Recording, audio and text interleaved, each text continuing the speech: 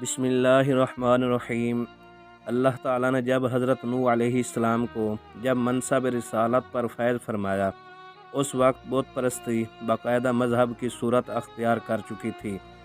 آپ علیہ السلام نے لوگوں کو وحدانیت کی دعوت دی اور انہیں بتایا کہ اللہ ایک ہے اور وہی عبادت کے لائق ہے، اس کے سوا دیگر کی عبادت کرنا شرک ہے۔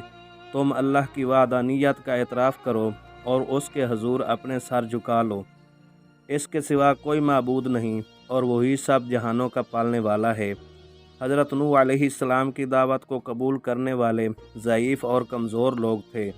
قوم کے سرداروں نے ان کمزور اور ضعیف لوگوں کو کمینہ اور گھٹیا کہا۔ ہرقل کے دربار میں جب حضور نبی کریم صلی اللہ علیہ وآلہ وسلم کے صحابہ کرام رضی اللہ عنہم کا ذکر ہوا تو کسی درباری نے کہا وہ تو کمزور اور ضعیف ہیں۔ ہرقل نے کہا کہ یقیناً ایسا ہی ہوگا، کیونکہ ایسے لوگوں کو حق بات ماننے سے کوئی چیز رکاوٹ نہیں ڈالا کرتی۔ چنانچہ یہی وجہ ہے کہ حضرت نوح علیہ السلام کی قوم کے سرداروں کا نظریہ تھا کہ آپ علیہ السلام کے ماننے والے ضعیف اور کمزور ہیں، اس لیے ان میں تدبر نہیں ہے۔ محض ایک مرتبہ کی دعوت سے ہی انہوں نے آپ علیہ السلام کی آواز پر لبیک کہہ دیا۔